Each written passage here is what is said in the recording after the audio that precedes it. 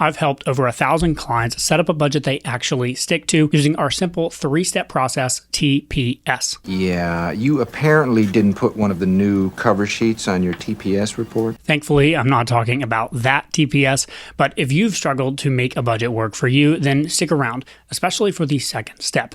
It's normally the one that my clients skip right over before working with me, and it undermines their whole budget. All right, let's dive in. So the T stands for track. Now, this is the step that most people understand. If you want to get ahead with your money, if you want to make a budget work, you have to start by simply tracking where your money is going. You can do this with a simple pen and paper, a custom-built Excel spreadsheet, or any number of budgeting tools out there like EveryDollar, YNAB, Monarch, or Copilot. I personally use YNAB, and you can find a whole bunch of tutorials about that tool here on my channel. But for now, let's focus on this acronym T.P.S. And to help you better understand this, I want to use the analogy of a road trip. Let's say that I want to take a trip, and I currently live in Tennessee, and I'd like to go out and visit Yellowstone National Park. I pack my bags, and I decide, you know what? I don't even need this phone. I just throw it in my luggage.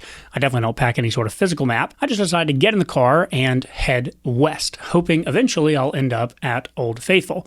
No GPS in hand, just kind of doing my best. Now, unless I've got a really uncanny sense of direction, there's a very, very slim chance that I'm actually going to end up anywhere near Yellowstone. Although we would never do this with a road trip, people do this in their financial life all the time. This is what the T, the track step, is all about. It is simply turning on the financial GPS to get your current location. Now, it's important that you understand it's called track for a reason. Most people try to jump right into the budgeting or the change part of this cycle, and they immediately start tweaking all of their stuff and deciding I'm going to cut back here and do this there and really slash my spending this way, and they create this incredibly unsustainable budget. And over and over and over again, I watch people fail at this, and it's because right out of the gate, they tried too much too fast. There's a reason I call this the track step. We're not changing anything about the way that you live your life yet. We are simply just observing your life. We are simply seeing what are you currently doing with your money and trying to get a bearing, again, on your current location. That's it. So that's the first step. Pick a budgeting tool, start tracking your money so that you can figure out your current location in relation to where you want to go. Which brings us to the second step, the P, which stands for plan. This is the step that most people skip right over. After starting to track their money, they immediately start trying to make a bunch of changes to their financial life and ultimately end up crashing and burning. And if you've tried budgeting before in the past and it hasn't worked for you, there's a really good shot that it's because you skipped this step. So what do I mean when I say plan? Let's go back to our road trip analogy here. This is where we're going to get very clear on the destination. We're actually going to enter the coordinates into our GPS so that we know exactly where we're going. It's not enough just to simply say, well, I'm going to head west. It's kind of like Michael Hyatt says in his quote that I love so much, which is, you'll never drift to a place that you would have previously chosen. What we're trying to do here is choose ahead of time exactly where we're trying to go with our life, not just with our money. Now, my process of planning involves filling out a life vision document, which I've refined over the years as Hannah and I have improved our planning in our own life, and I've worked with countless clients to help them plan their lives. This document has 3 core sections, and by the way, you can click the link down below this video to get a free copy of this if you would like. But there's 3 main sections, and I'll give you a quick highlight. The first section is our values and priorities. Now, these values, these are not like hard work and integrity, okay? These values are the values that you will use to actually make the biggest decisions in your life. And your values are going to be very different probably from my values. That's okay, because this is your vision. That's the point. But these values should help you answer questions like, where do I want to live? What do I want to do with my life? How do I want to operate in my day to day? Who do I want to spend my time with? The biggest, most important questions in your life are driven by the values that you hold dear. Now, the second section is your ideal day. But this is not drinking Mai Tais on the beach, okay? This is an ideal day in your current season. And so what does a ideal Tuesday right now, as it currently is for you, look like? What time do you get up? What do you do? What time do you go to work? Do you work? What do you do when you're not at work? What do you do at work? What do you do when you get home? When do you eat? When do you hang out with family or friends? What does an ideal day look like, and what activities does it have? You can see both Hannah and I in our ideal day down at the bottom of this template to get an idea of what this looks like. The last sort of section, which is the most important that helps you ultimately do the budgeting piece, is the timeline. Now, this is the section that typically takes a little bit longer because I'm going to ask you a lot of questions to help you flesh this out. By the way, this document, I will tell you, can be very difficult for a lot of people to fill out at first, especially if you've never done anything like this before. And so up at the top of this document, there are a ton of questions that I have listed out here, typical questions that I ask my client when I'm working with them to help them create this document that you can take and use to try and start to fill this document out for yourself. The questions are not meant to be literally answered every single one of them, but they're more meant to help you get your wheels turning so that you can start to fill in the timeline section of the document. You can see here that we have broken up our timeline into roughly 3 large buckets. We have our life, which includes things like habits, things that we are trying to do on a day-to-day basis. It includes health goals that we're currently focused on. Right now, I'm really focused on a weight loss goal, and that's a big part of really a lot of things that I'm focused on right now. There's hobbies and what we want to do there. You can see Hannah has some stuff here around art. I have some stuff here around health and fitness and eventually getting into jiu-jitsu. We have some travel down here as well. That's kind of the life section. Then coming down below that, we have our family and relationships, and we have redacted some of what's on our personal life vision from this public video and from the template. But the idea here is we want to ask questions like, how often are you getting together with family? What does that look like? If you're married or in a relationship, how often are you doing date nights or having fun together as a couple? If you have kids, you want to put down, well, how old are my kids right now? And what skills do I want to have passed along to them? Or what experiences do I want to have given them? You can see here, Hannah and I don't have any kids right now, but we're planning to adopt in the future, although it is currently on hold for 2024. And then the third section is finances and wealth. And this is better thought of as, what do I need to do financially in order to support the life and relationship buckets? All of the things that I've written down, what do I need to do with my money to use money as a tool to do more of those things? So we do this for kind of a 1-year timeline. And obviously, as I film this, it's almost at the end of 2024. And so soon this section will get archived and we will do an update.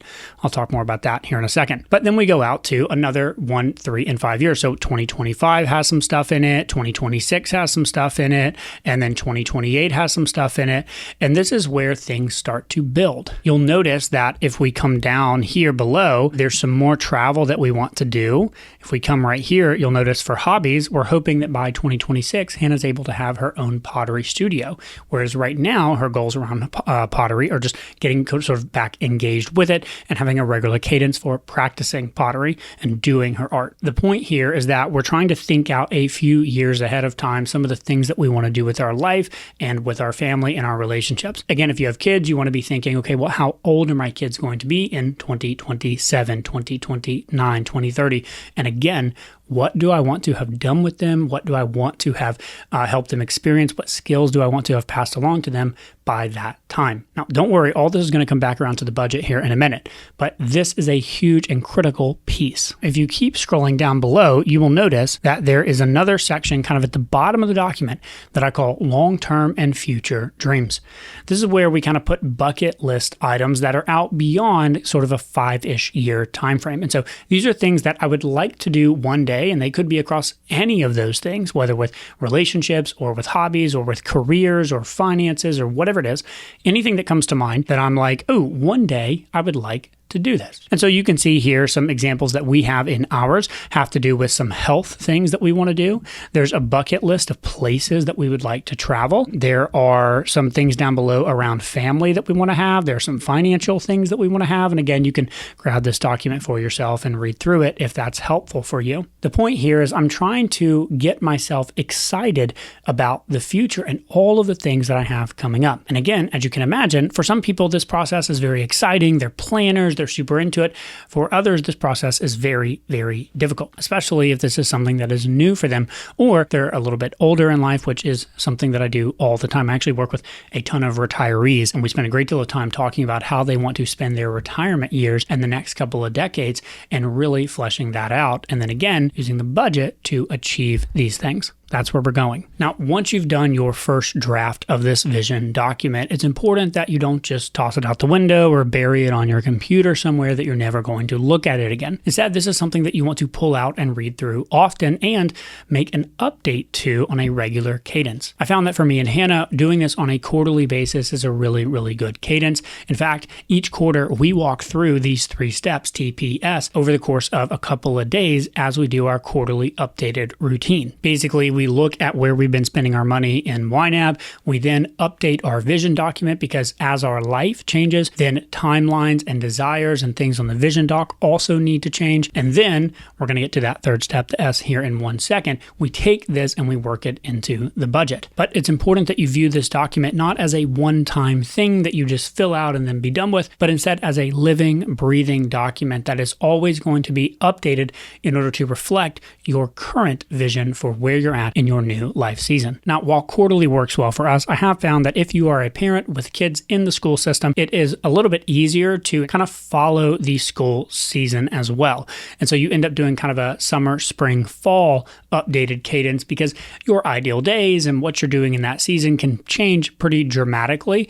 And so you might want to do your vision updates maybe in January, again going into the summer, and then again going into the fall semester. So 3 times a year as opposed to the 4 that Hannah and I do. The big idea with this step is that we're not really concerned about your money at this moment. We are much more interested in the conversation about how you want to live your life intentionally. At the end of the day, my mission here with Mapped Out Money is to help you use your money to do more of what matters. In order to do that, we have to first know where your money's going. That's the track step.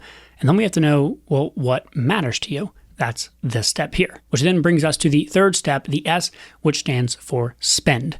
And this is where we're going to bring all of this together and actually do what I like to say, which is put your money where your mouth is. This is the step where we take the vision that you've created and start to work it back into the budget. And this is where we do what most people think of as budgeting. We do start to have conversations about spending less here so that you can spend more money over there. This is where we have conversations about the actual lifestyle changes that you might want to make. The wonderful thing is that at this point now, budgeting doesn't feel restrictive. It doesn't feel like this thing that gets to beat you over the head and tell you that you don't get to have any fun. Instead, budgeting becomes a tool to help you achieve the vision that you have laid out for yourself, the thing that you are so excited about, so compelled about, that you want to stick to the budget. Not because you're going to get in trouble if you don't, but because you desperately desire the vision that you have for your future life. The budget ultimately helps you say no to the kind of in-the-moment good stuff that you want today so that you can ultimately say yes to the great stuff that you want down the road. Practically, here's what this looks like. Let's pop back into the vision document. I'm going to go back through this, and now I'm going to add a dollar amount next to anything that I think costs money. And so there's certain things here, for example, like Bible study and prayer, that doesn't really cost us any money unless I'm buying new Bible study program material from time to time. But there are other things here that do cost money. So for example, working out, running on macros, etc. While that doesn't cost a lot of money for us because we don't have a gym membership at the moment, it does cost us equipment. So I'm buying new shoes every couple of months, new shoes, let's say every 6 months for me and Hannah because we're trying to run a lot right now. And I do allocate some money each month for, adding dumbbells and different pieces of equipment. And so basically right now, and I already have this in the budget, as you'll see, we're going to budget $100 a month for clothing, workout equipment, new shoes, all that kind of stuff. Now coming down here right now, we have regularly doing outdoorsy stuff once we finish some renovations on our building. We're not spending a lot of money about that at the moment.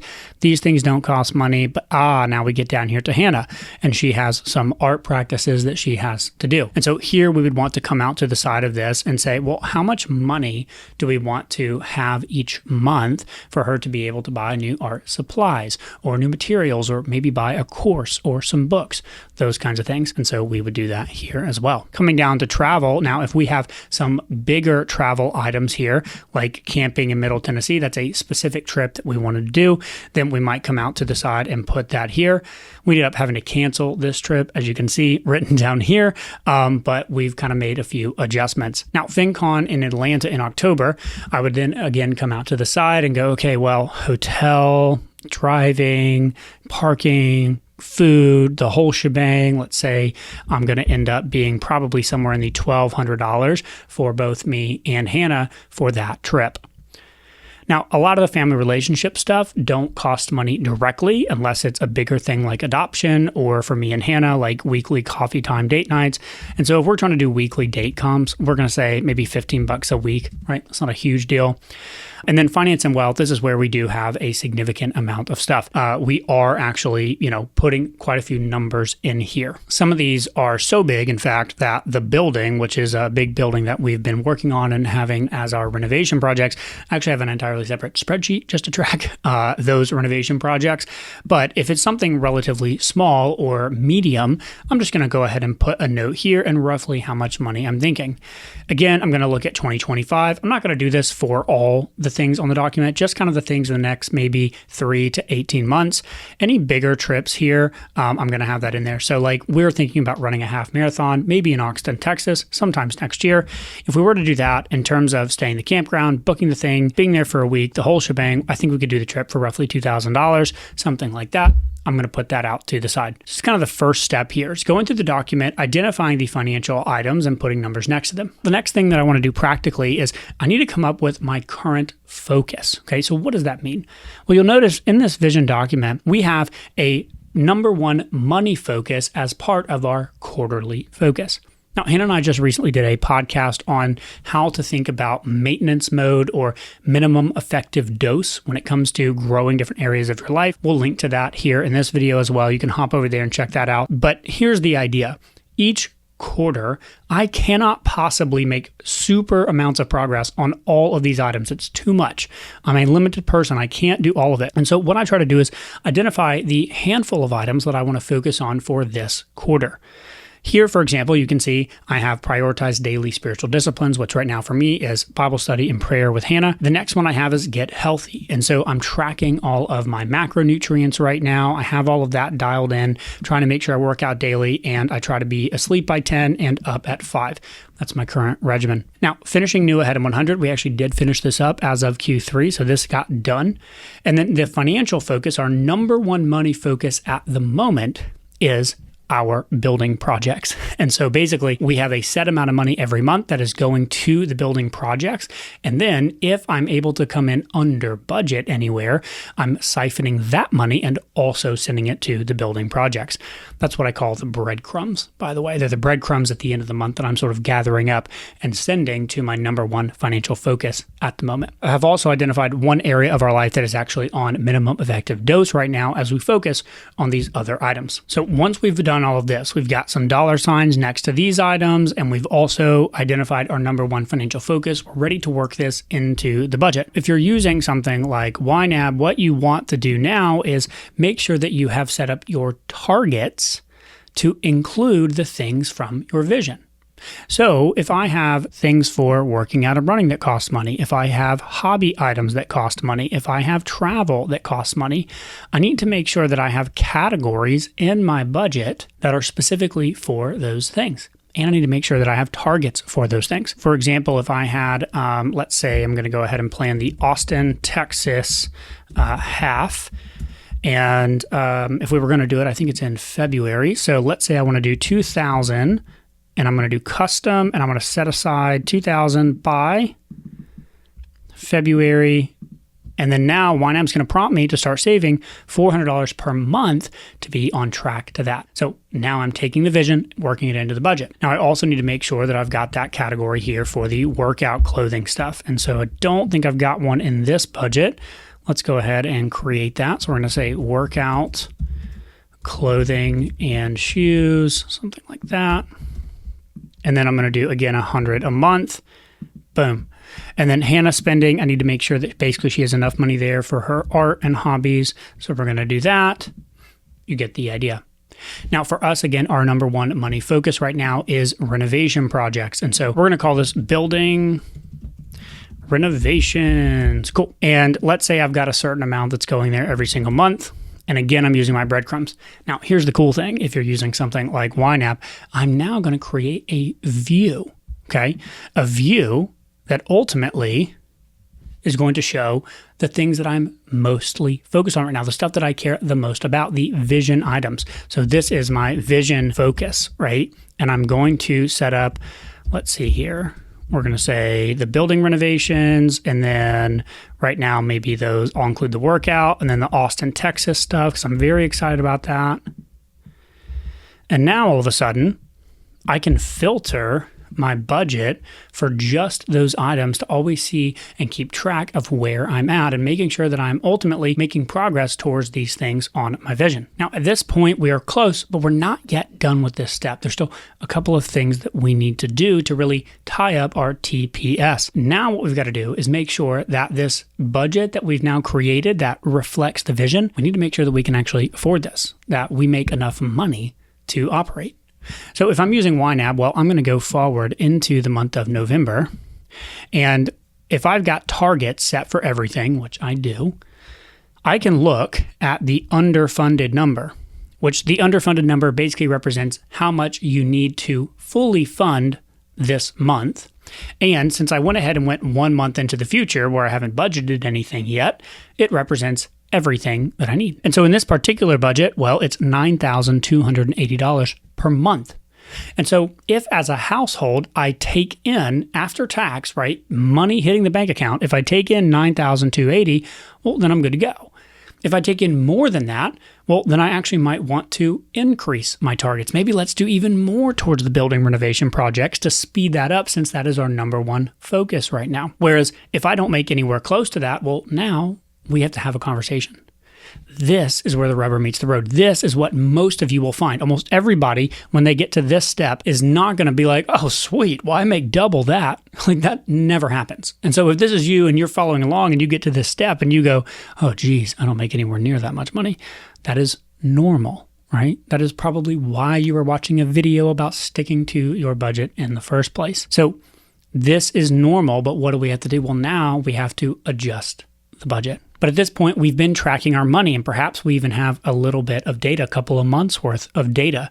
So we can make some adjustments to our targets, to our budget items based on the data that we've collected. And now that we need to have a harder conversation about what changes we're going to make, where we're going to cut, what we're going to change, we can do it in light of the vision. If this vision is true, if these things are truly most important to me, then I don't want to cut those, right?